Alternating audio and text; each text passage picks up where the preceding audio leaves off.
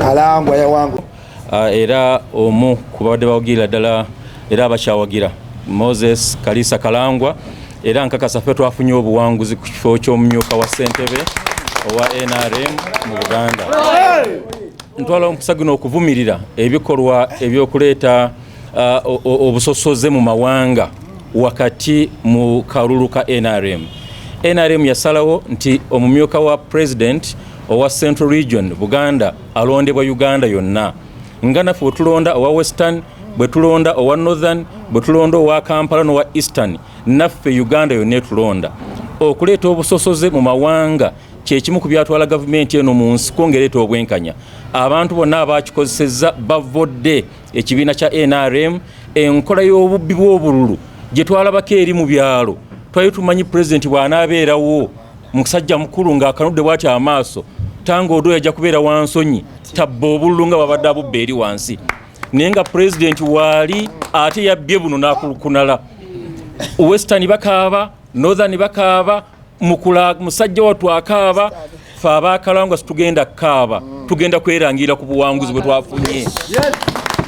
Era nga tuli mabega wa chairman waffe Moses Kalangwa eyawangudde akalulu, Kasolo byalina si bibye, tututte omusango mu tribunal ya NRM, tusuubira ku lunene asala obwenkanya, sitwagala kweyisanga abavubuka abaganye oli gwe yabbidde n'okutula ku nsebe ya seeke.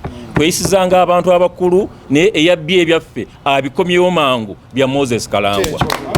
Era kantwala omukisa Uganda yonna kubanga bino tebyabadde byange. Abalonzi bakoze omulimu guno. Abalonzi ba Uganda yonna abanonze ate tango doyi ne ba agent be ne bagenda batandika okukyusa ebintu byabaddewo. President Museveni yampise ku ssaawa nga 3 ng'olutalo lutandise nga boyigiremu abantu abatali balonzi. Neze newuunyiza president wa party atukulembera ffenna okujja asosole abantu n'asinganamu abatali balonzi n'atalagira kubakwata kubabuuza bayigire batya mu kisaawe kyantiisa kubanga yabalabye abatali balonzi naye n'atababuuza kubanga basanze mu layini n'atababuuza mwayigire mutya kubanga abantu abayigiza abantu abo tubamanyi era bana ayagadde mubula mu kyama njambulira abantu abo bakikozeeko kubanga bakikola n'obugendererwa okunyiiza abantu. N'olwekyo pate yaffe ya NRM twagala esigale ngeri mu ntambula ennungi kubanga ffe nga abagikuliremu olwekyo kwenda mu pate endala tulina okwenda mu pate yaffe nga eri organized, si bintu byakuba nti buli muntu yenna bamuba bubbi babbi abantu bangi tango do yakabiza abantu bangi. N'olwekyo kubanga omu abadambuuza lwaki tango do bamulemezaawo ng'ate abadajjaba abantu emirundi gyonna ebyo babimbuuza badde ba Western ne bambuuza ne bagamba ebitango doyi amuteekako chairman waffe wa party. Naye ku nsonga eno gye yabadde kutusaba president ayingire mu nsonga eno n'obwangu kubanga yagasirisa omukyala Jandabe ne munyonyola ensonga zino naye bwe naggabagambe mu kifo ky'okuyimiriza ate tango doyi nageza okulanga jali bipapula ng'aranga ne mbuuza kwolangedde biriwa tiyampadde tale sheet tiyampadde kintu kyonna yazinalanga ebintu bye ffe bwe tugatamu ffe twasinza akalulu kano kubanga nalondeddwa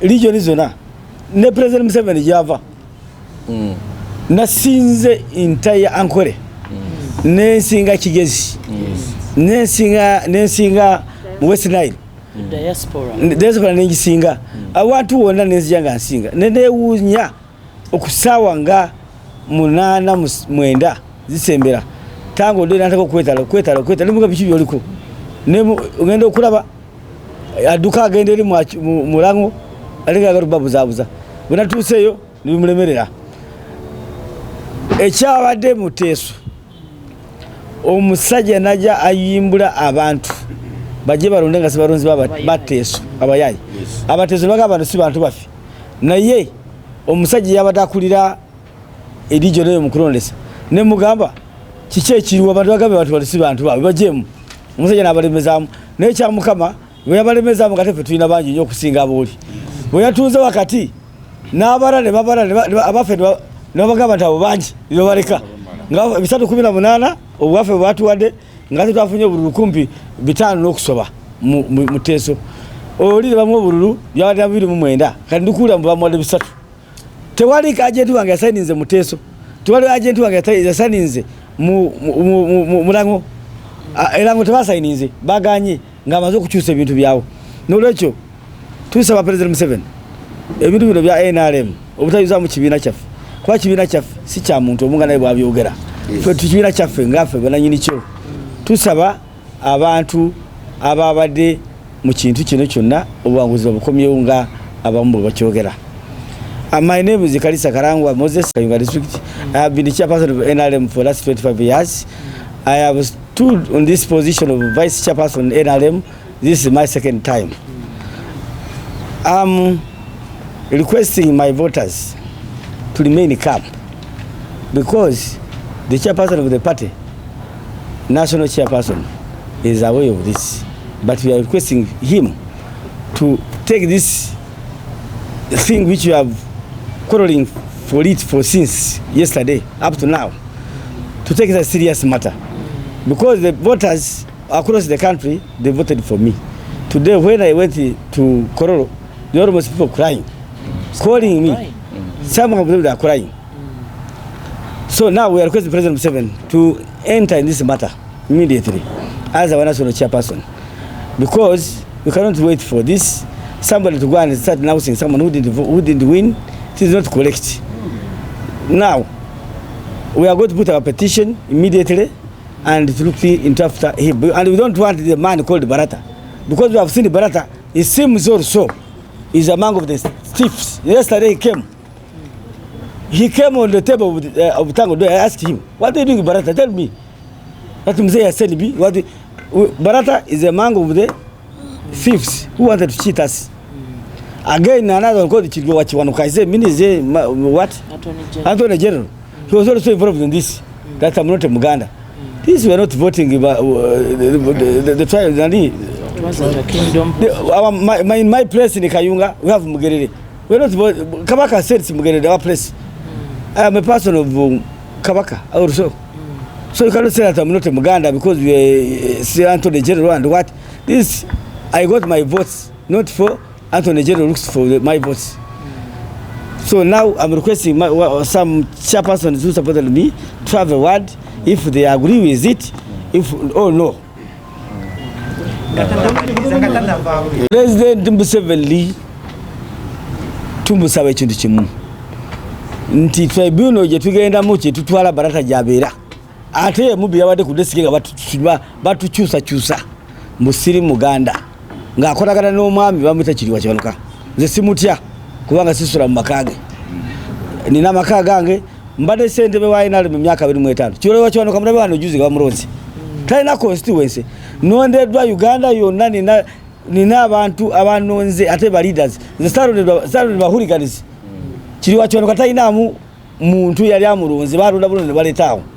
N'olwekyo ffe tusaba President Museveni nti wala abantu bape festival byeteeka tugiteekawo naye abagitunulira mpozi n'omuntu omulagwa analonda naye tatuwa abantu balowooza nti bano ate abatu abagate tuli Baganda. Nze NRM gikoledde okuva lwatandika nakati bw'abagamba nti Baganda balina okuweebwa oba kifo ekyo nga kirina ekigambo Kabaka yalonda. Nedda ffe tuweereza Kabaka mu ngeri yaffe yonna. Ssaabasajja yajja ewange nenkwata amakula nga nti 22 mu kiralo kyange. Katikkiro n'akomawo ajja bano bamujulize nemuwa milioni 25 ez'ettafaali. Tewali yawa ttafaali eryo mu Kayunga ne basiima. Bwe batwala oluwalo engombolola zange zenkulembera bwe batwala oluwalo bampita ne mbawerekera ennaku ezimu bwe mba sinda budde ne mbawa obuyambi. Kati n'olwekyo bagamba nti ye bwe bamwenda osinga ebyo bya bulimba kubanga Ssaabasajja w'abantu bonna. Who are we choosing from Northern Uganda? Chairman Kalangwa, oh yeah. Yes, my name is Mukidi Mole Shama. I was coordinating the diaspora team on behalf of Chairman Kalangwa. And all of us, all our people voted for him. That was the first block vote. I think no one else got a vote from diaspora. No one, apart from Chairman Kalangwa. It's the only one who got the vote. I want to request the president. that us Ugandans, us NRM people, we love you, President. We have worked for you. We are here to tell you that we want democracy. The democracy that you promised. Chairman Karanga is a national here. Whether he's from Rwanda, whether he's in Nyankole, whether he's from Toro, but here in Uganda, all the people decided to vote for him. We are not looking at tribes. If we look at tribes, then we don't know the word democracy here in Uganda. We are requesting the president to come and look into this matter. We were there physically at Kololo until morning, and we moved around. Almost all places we are voting him. We are reading the results. Then how come they announced Kasolo? We cannot accept that. It's unacceptable. Mr. President, come and listen to this matter. We request you. We don't want our vote to go into waste. We love you, Mr. President and Mama. Se byonna mu byonna twagala akalulu tukalonde tuddemu tukalonde kubanga kye twabaddemu si kalulu mu bitundu ebimu akalulu ko keetaaga kuddamu kulondera ddala oba si kyo na byonna naye okumanya omusajja Kalangwa w'amaanyi abasajja beegasse Kakota bonna nga bwe bamwesimbyeko ono Kiwanda gwe baawangula ku kyalo ne bamukuba nsegumire mu constituency yonna n'amukuba ne kwegattako ono Sewava bamukuba ku kyalo ku Muluka ewaffe bakubanga bwe baagala bonna ne beegatta ne Kasolo bakoze ka ttiimu kima kyesowaawa bakoze ttiimu y'abaddiikuula bonna kati bavuganye Kalangwa omusajja yabataddeko ekifuba ne batuuka okuleeta tulwera z'abalonzi abayaaye omusajja ng'akalulu kaganye kakyali kangi okukakkana ne mu bubbi bwabwe obungi ennyo bwe buto era kino kooti ejja kitunuulira nnyo ti wakati ne mu bubbi buno bwonna bwe twogerako omusajja b'ekipapula kyabwe kwe beerangiridde kiraga nti baamusinza obululu 213 nga bamaze omukola ebyo byonna beegasse bamubbye bamukubye bakuta abawagizi be era bakakanidde ku ekyo kitegeeza nti ayina buli nsonga emuleetera okujulira twajulidde dda nga tuyita mu bannamateeka ba chairman waffe era betutwalanga bannamateeka baffe kuba ffe tuli bawagizi be Othiyeno senior counsel Othiyeno musajja mukugu kanajja kumeketamu bumekesi kubanga gwawolereza obuwagizi abulina Kalangwa oye! President Museveni taata tukusaba watunnyonnyola mu nneeke n'ogamba nti historically ebimu ku bireetera ebibiina by'ebyobufuzi okufa ne bizikirira kuzannyisa bululu tukooye okulaba omuzannyo mu kalulu k'enaaleemu okuviira ddala mu primaries wakati mu kulonda seeke abantu bonna bakaaba bukaabi maziga tango Odoye yakutte omwana we n'amulangirira nga bbye bubbi gwe wennyini n'okuba essimu n'obagamba nti ekyo si kituufu omuntu yazze ku polling station n'atandika okuyisa ebivvulu Kasolo n'atandika okusaba akalulu president n'osituka n'ogamba ekyo kyemukola okunoonya obululu ku polling station kikyamu bakoze ebikyamu bingi nnyo abantu abamu nga NRM tuli ku mitima kyetuleetera okutya wetulaga walabika si watuufu President Museveni tukusaba yingira mu nsonga nga zino ozifuule lugero kubanga tukooye oba seekyakalulu tugambe nga nti mukajjengawo mutuwe buwi bwe mwagala President Museveni kintu kyennyamiza nnyo abantu okukozesa erinnya lyo ne bakako omuntu ne bateeka abantu ku nninga tiwaliwo directive ya president simanya yise munnamayanja simanya neggukira mwani timulina kulonda gundi bwe tuba tukuwa akalulu ssebo mukama wange teri atukaka tukuwa akalulu kubanga tukukkiririzaamu ate tukwagala n'olwekyo bw'olaba ye abalala be tukkiririzaamu nga nabo tubawagiranga Kalangwa batuleke tubawagirenga mu mirembe bino byakutereeza kibiina obusosoze mu mawanga taata bujja kutuziika ekifo kino kya Central Region Kalangwa ono musajja wa Kabaka ne Katikkiro amumanyi atwala oluwalo musajja mulungi abeera mu nsonga z'amasaza taata tukusaba yingira mu nsonga ya Kalangwa twagala obwenkanya Kalangwa ye yawangudde Kalulu ne wakati mu kumubba era yawangudde. Kiri ku record nti Tango Doi yalemedde buli kiyitibwa DRA form. Okujjako kino ekipapula kye yatuwadde. Naye buli kiyitibwa form nti sub-region yalango yalonze bweti. Bano balonze bwe bati. Bugisu yalonze bwe ezo yaziremedde nga ne bwoba omukwata. Tale sheets buli kimu yakiremedde. Ateekwa okukunnyonnyola n'okunnyonnyola ekibiina n'abana Uganda yagenza okulangirira bino nga bivuddewa. Kalangwa yawangudde sub-region 18. Lwaki ono yawangudde 3 Kasolo. Sub-region 3 zokka ate yalina obululu 4,000. Atuwe DRA form eziraga bwavudde luddawa. Twagala bwenkanya omusajja ono akoledde ekibiina. Bamujweteseeko ebigambo ebbanga ddene. President Museveni watugamba wateekawo General Nalweiso. Gwe tulowooza nti muntu mugezi anoonyereze ku nsonga za Kalangwa. General Nalweiso n'avaayo n'akuwa lipooti nti obusajja bamulanga bwemage. Tukooye okulaba omuntu akolera ennyo ekibiina nga mumufudde kagoma ka lubendera. Mumujooga mumujolonga tulina obulumi.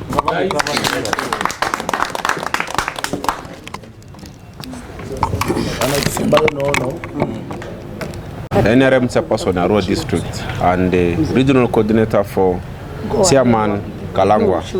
I want to start from the top. I want to first of all draw the president's attention about this particular matter we are trying to address, and it is a critical matter which is killing NRM at the moment. If not paid attention to, the graft of theft of votes, disrespecting people's choices, it is what is going to kill NRM. The votes of Kalangwa were clearly stolen yesterday. All the sub-regions in Uganda voted for Kalangwa, including Western Nile sub-region, where I come from. In Western Nile, these elections were done at sub-regional levels, and these regional levels were the villages or the polling stations. Western Nile gave Kalangwa 761 votes. Kasolo got 57 votes. Kasolo got 57 votes. And this was across the country. From West Nile, Lango, Acholi, Teso, Karamoja, everywhere, even Western Uganda. Yes. So the votes which Tango Doi used to declare the minister as the duly elected SEC member for Central Region, I don't know where he got them from. Your Excellency, I want to appeal to you to pay attention to what Tanga and his team are doing in NRM. This has not only caused havoc at national level, where we did elections yesterday, even at district levels in constituencies. There are very many independents coming because elections have not been genuinely conducted this time. Yes. We raised the alarm about red flag about Tango Doi in 2021. You took it lightly. Now he has caused more havoc. And I won't tell you, this time we are going to have more independents nominated than before, ever before. And we are going to lose more flag bearers at parliamentary levels, more than ever before. We are going to lose more LC5s than ever before. And this is what is going, where the death of NRM is going to come from. If we don't, as NRM, pay attention to these disparities which are happening in NRM elections, and then we are burning NRM and we are handing this government to the opposition. And we want to appeal to you to pay attention to this election of SEC for Central Region. Northern Region moved on very well, because perhaps, as it was being alleged that you had interest in Central Region, and we don't know what your interests are, Your Excellency the President. We believe as NRM we cherish democracy, and this is the man people of Uganda chose to lead them in this sub-region. And this is a mobilizer. Who knows Mr. Kasolo in northern Uganda? No one. A pocket of people, maybe perhaps his colleague ministers. Kalangwa here is known in every part of Uganda because he's a mobilizer by character. He is a people's man. And that was why Ugandans voted him yesterday. We want to appeal to you, Your Excellency, to pay attention to this petition. We want to appeal to you to pay attention to what is happening in Tanga Odoi's office, Many elections have been missed in Kololo this time. Youth elections have been missed. Youth elections have not taken place. And the other sectors, even entrepreneurs league elections has not taken place. As NRM, if we take these issues lightly, what happened in 1981 may repeat itself. In 1981, when you were cheated under UPM, you took your boys and went into the bush. Now these kind of behaviors are going to change and chase away NRM supporters either to go to independence and other political parties. For us as West Nile, as not the greater northern Uganda, we are very disappointed by the contacts of Tango Doi, and indeed we are disappointed. If we were to mobilize strongly for 2026, we need transparency. Thank you. Our for Saro, all our for fair, opeta, NRM vle yet pirise, tiazo, eda, eyo adze yepi Kololo arme yose. Opeta to tunaze bani Central Region ma Vice Chairperson pezurse. Opeta Central Region ma Vice Chairperson pezuru malia. Mr. Kalangwa Moses aga sub-region ze mudine rode malia woro. Ani isuvin votu mpwangirese. Egata amavlerse kan kuma vlerse aneni wuraze kan ku grikwaze te yoske ko baze ndo ni mwirinde sub-region na malia vote inde zo deneni ko ani ama i president Yoweri Museveni mile bazo eyo epi Tango Doi vlo officialia vote oguzo vote ndu nazor malia amake yo di madria mile ba NRM roko amanga political party NRM vle di fura our four. Let us hear the language. Chairman.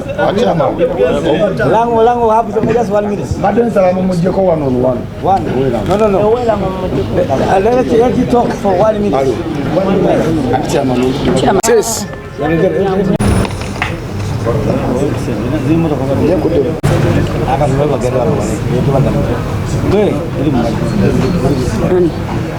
Kalangwa ya wangu. Kalangwa. Ensio nekaba. Ensio nekaba yagala Kalangwa.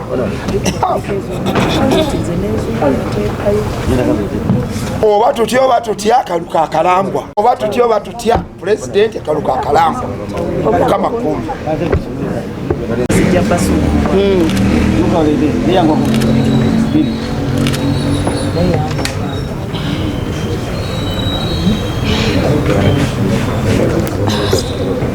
President aliba nekiro najja n'atulambula n'alaba buli kigenda mu maaso. Bana tulina no line jogo nedda baba agirira gwe baagala atawo tuba tukyayinawo obululu tuba tukyaddamu ku byesimba Kalisa une simu yake mamati ana simu zangu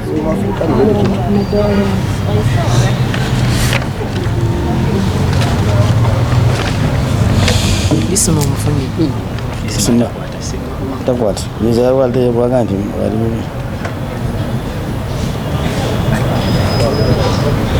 Tukati tuze kuchate kulege mane mukuri.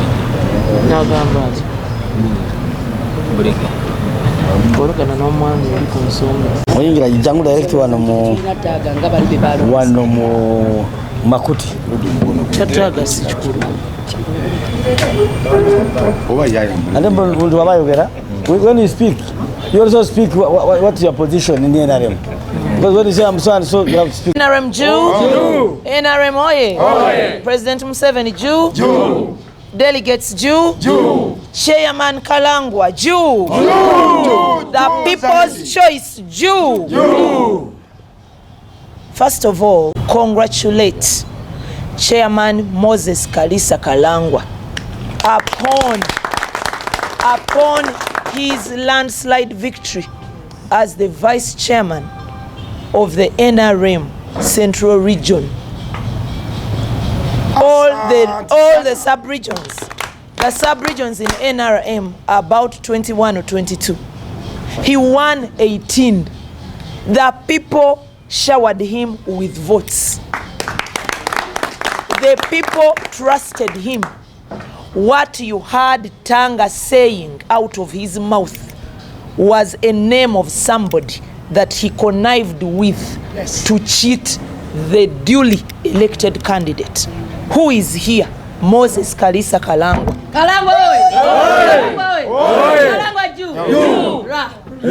We are not going to be blackmailed by a single tribal sentiment. The Central Region Vice Chairman is a chairman of a territory called the Central Region, not a kingdom. That's why people from Karamoja were voting for that position. People from Sebei, people from Bunyoro, people from Rwenzori. This is an executive position in NRM. We were not looking for a Mumbowa, for a king. Yes. Don't use the Buganda kingdom to blackmail people in NRM politics. We love our king in Buganda. Even Kalangwa loves him. Don't push him into issues when you want to meddle and cheat elections. Then you pull the Buganda card. Chiwanda and Kasolo.